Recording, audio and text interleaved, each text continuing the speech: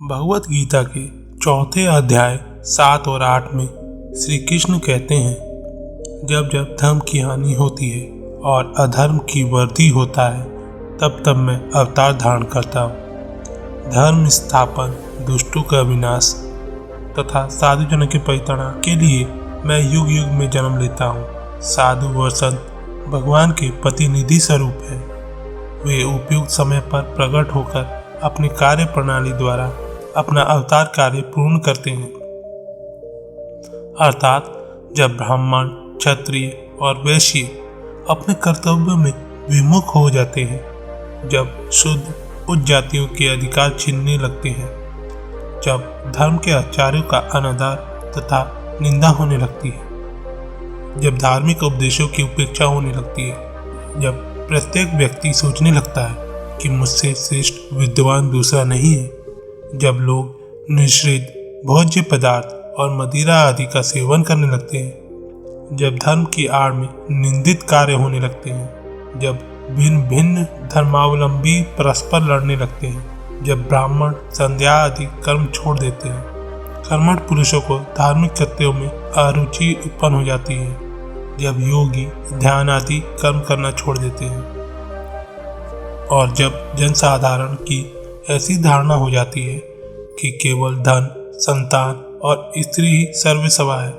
तथा इस प्रकार जब लोग सत्य मार्ग से विचलित होकर अधःपतन की ओर अग्रसर होने लगते हैं, तब संत प्रकट होकर अपने उपदेशों एवं आचरण के द्वारा धर्म की संस्थापना करते हैं। वे समुद्र की तरह हमारा उचित मार्गदर्शन करते हैं, सत्य पथ पर चलने को प्रेरित करते हैं। इसी मार्ग पर अनेकों संत निर्वित्यनाथ, ज्ञानदेव, मुक्ताबाई, नामदेव, गोरा, गोनाई, एकनाथ, तुकाराम, नरहरि, नरसिंह भाई, सज्जन कसाई, सावंत माली और रामदास तथा कई अन्य संत सत्य मार्ग का दिग्दर्शन कराने के हेतु भिन्न भिन्न अवसरों पर प्रकट हुए, और इन सब के पश्चात शिरडी में श्री साईं बाबा का अवतार हुआ। अहमदनगर जिले में गोदावरी नदी के तट बड़े ही भाग्यशाली हैं, जिन पर अनेक संतों ने जन्म धारण किया और अनेकों ने वहां आश्रय पाया। ऐसे संतों में श्री ज्ञानेश्वर महाराज प्रमुख थे। शिरडी अहमदनगर जिले के कोपरगांव तालुका में है। गोदावरी नदी पार करने के पश्चात मार्ग सीधा शिरडी को जाता है। 8 मील चलने पर जब आर नीम गांव पहुंचेंगे तो वहां से शिरडी दृष्टिगोचर होने लगती है। कृष्णा नदी के तट पर अन्य तीर्थ स्थान गनागापुर, नरसिंहवाड़ी और औदंबर के समान ही शिरडी भी प्रसिद्ध तीर्थ है। जिस प्रकार दामाजी ने मंगलवेढ़ा को, पंढरपुर के समीर समर्थ रामदास ने सज्जनगढ़ को, दत्ता अवतार श्री नरसिंह सरस्वती ने वाड़ी को पवित्र किया, उसी प्रकार श्री साईनाथ जी ने शिरडी में अवतीर्ण होकर उसे पावन बनाया। श्री साईं बाबा के सानिध्य से शिरडी का महत्व विशेष बढ़ गया। अब हम उनके चरित्र का अवलोकन करेंगे। उन्होंने इस भाव सागर पर विजय प्राप्त कर ली थी, जिसे पार करना महान दुष्कार तथा कठिन है। शांति उनका आभूषण था तथा वे ज्ञान की साक्षात प्रतिमा थे। वैष्णव भक्त सदैव वहां आश्रय पाते थे। दानवीरों में वे राजा कर्ण के समान दानी थे। वे समस्त सारों के सारूप थे। ऐहिक पदार्थों से उन्हें अरुचि थी। सदा आत्मस्वरूप में निमग्न रहना ही उनके जीवन का मुख्य ध्येय था। अनित्य वस्तुओं का आकर्षण उन्हें छू भी नहीं गई थी। उनका हृदय शीशों के सदृश उज्ज्वल था। उनके श्रीमुख से सदैव अमृत वर्षा होती थी। अमीर और गरीब उनके लिए दोनों एक समान थे। मान अपमान की उन्हें किंचित मात्र भी चिंता न थी। वे निर्भय होकर संभाषण करते, भांति भांति के लोग से मिलजुल कर रहते। नर्तकियों का अभिनय तथा नृत्य देखते और गजलें कवालियां भी सुनते थे। इतना सब करते हुए भी उनकी समाधि किंचित मात्र भी भंग न होती थी। अल्लाह का नाम सदा उनके होठों पर था। जब दुनिया जागती तो वे सोते और जब दुनिया सोती तो वे जागते थे। उनका अंतःकरण प्रशांत महासागर की तरफ शांत था। न उनके आश्रम का कोई निश्चय कर सकता था और न ही कार्य प्रणाली का अंत पा सकता था। कहने के लिए तो वे एक स्थान पर निवास करते थे, परंतु विश्व के समस्त व्यवहारों व व्यापारों का उन्हें भली भांति ज्ञान था। उनके दरबार का रंग भी निराला था। वे प्रतिदिन अनेक किंवदंतियां कहते थे, परंतु उनकी अखंड शांति किंचित मात्र भी विचलित न होती थी। वे सदा मस्जिद की दीवार के सहारे बैठे रहते थे तथा प्रातः, मध्याह्न और सायंकाल लेंडी और चावड़ी की ओर वायु शोभन करने जाते थे, तो भी सदा आत्मस्थित भी रहते थे। स्वतः सिद्ध होकर भी वे साधकों के समान आचरण करते थे। वे विनम्र, दयालु तथा अभिमान रहित थे। उन्होंने सबको सदा सुख पहुंचाया। ऐसे थे श्री साईं बाबा, जिनके श्री चरणों का स्पर्श कर शिरडी पावन बन गई। उसका महत्व असाधारण हो गया। जिस प्रकार ज्ञानेश्वरी ने, आनंदी और एकनाथ ने पैठणा का उत्थान किया, वही गति श्री साईं बाबा द्वारा शिरडी को प्राप्त हुई। शिरडी के फूल, पत्ते, कंकड़ और पत्थर भी धन्य हैं। चरणाम्बुजों का चुंबन तथा उनकी चरण रज मस्तक पर धारण करने का सौभाग्य प्राप्त हुआ। भक्तगण को शिरडी एक दूसरा पंढरपुर, जगन्नाथपुरी, द्वारका, बनारस, काशी और महाकालेश्वर तथा गोकर्ण महाबलेश्वर बन गई। श्री साईं बाबा का दर्शन करना ही भक्तों का वेद मंत्र था, जिसके परिणाम से आसक्ति घटती और आत्मदर्शन का पथ सुगम होता था। उनका श्री दर्शन ही योग साधन था और उनसे वार्तालाप करने से समस्त पाप नष्ट हो जाते थे।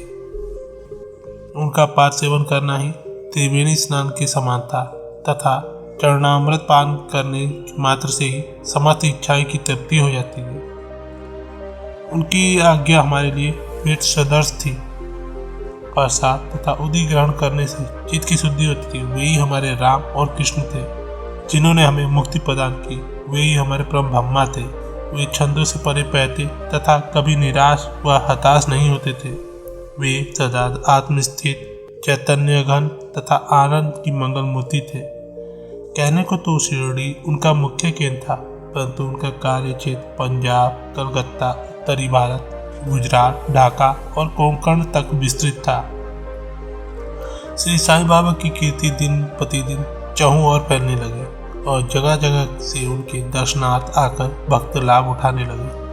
केवल दर्शन से ही मनुष्य, चाहे वो शुद्ध अथवा अशुद्ध हृदय के हो, तो चित्त को परम शांति मिल जाती थी।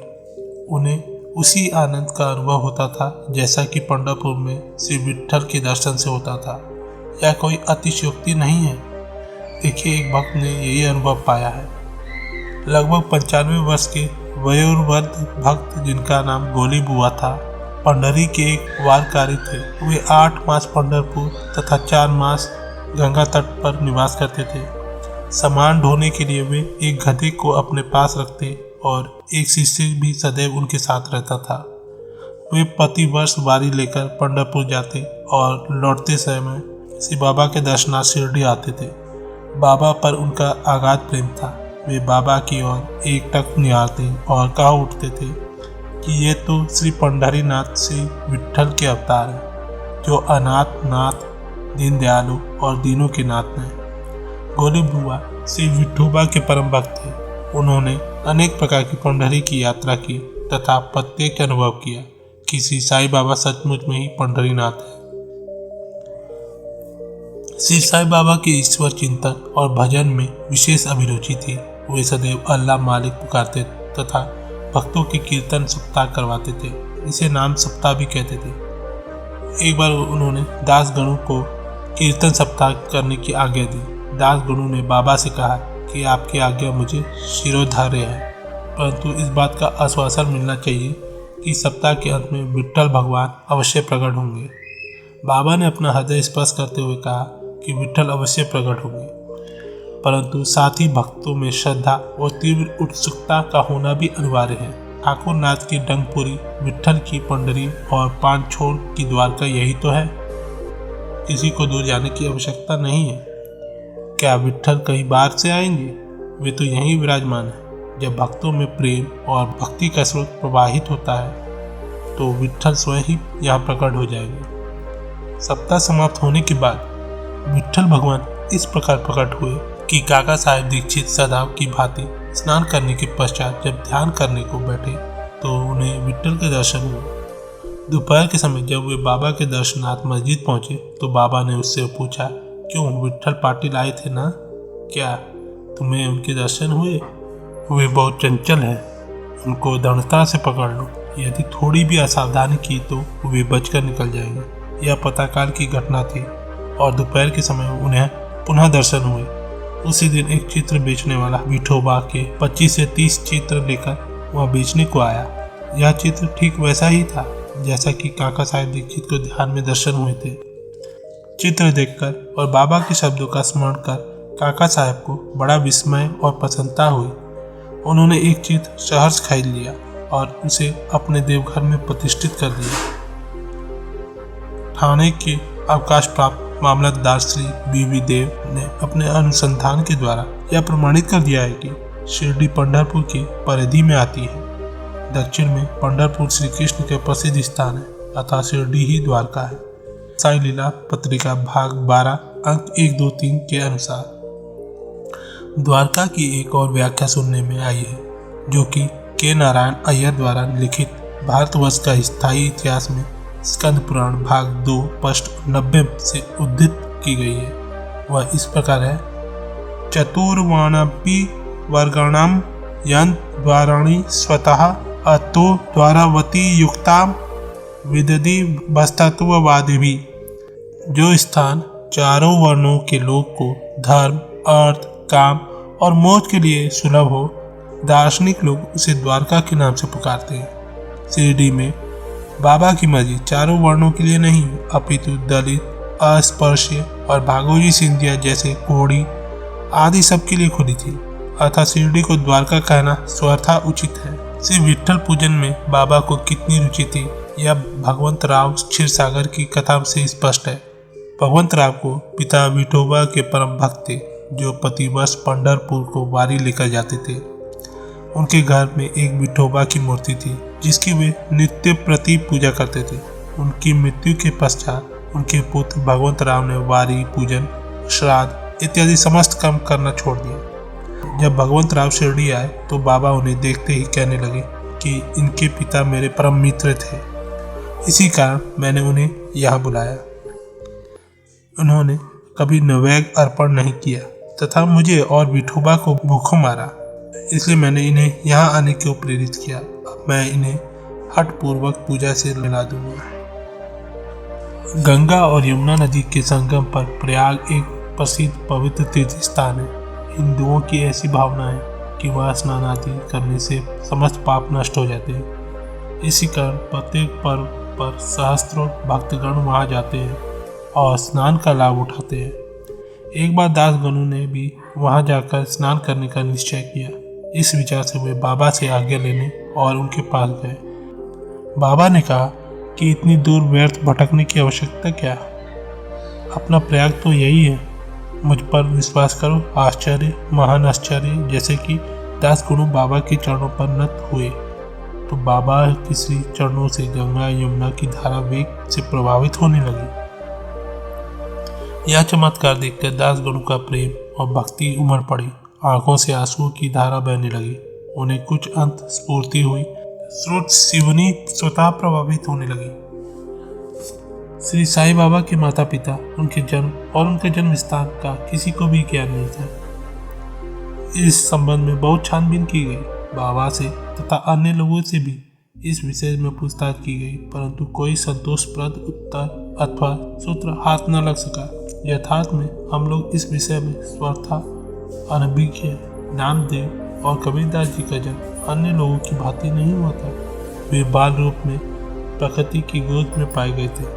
नामदेव भीमरथी नदी के तीर पर एक गोनोई को और कबीर भागीरथी नदी के तीर पर तमाल को पड़े हुए मिले थे। और ऐसा ही श्री साईं बाबा के संबंध में भी था। वे शिरडी में नीम वृक्ष के तले 16 वर्ष की तरुणावस्था में स्वयं भक्तों के कल्याणार्थ प्रकट हुए थे। उसी समय भी वे पूर्ण ब्रह्म ज्ञानी प्रतीत होते थे। स्वप्न में भी उनको किसी अलौकिक पदार्थ की इच्छा नहीं थी।